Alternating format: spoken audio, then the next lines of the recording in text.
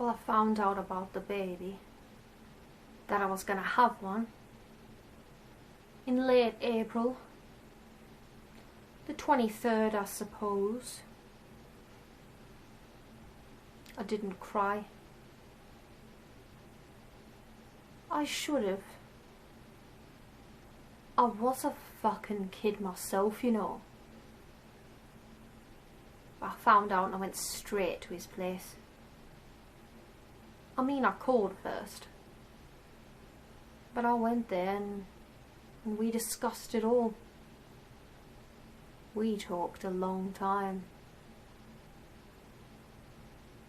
We talked, like I said.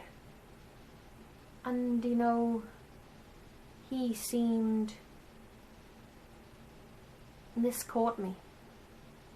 Because I didn't know how he was going to react. But he was all excited. Not yelling. Or all adult and shit. And he said he loved children. Could think of nothing better than having a son or something. He said we'd have to be careful. I mean, we both understood the situation. But I promised him I wouldn't tell anybody who the father was. No matter if my dad got really shitty about it. And he did. Believe me. I said I'd keep our secret. We made a pledge. There together on his sofa. And I kept it. And then he told me that day I'd have to go away for a couple of weeks. It was just the end of summer. He was finishing up another one of his degrees at Delphi. That's a university.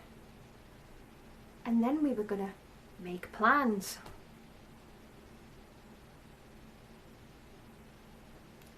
Well, that was hard. Because I was scared. I'm not going to pretend I wasn't. But getting his degree was a big thing, and well, it was going to help us too, he said. So we talked for a while and we kissed.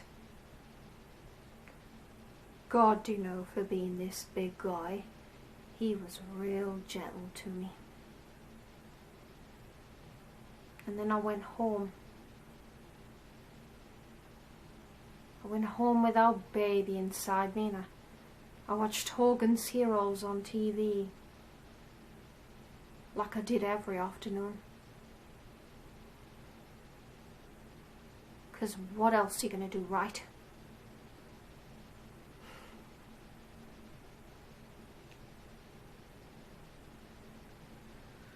Okay, what else?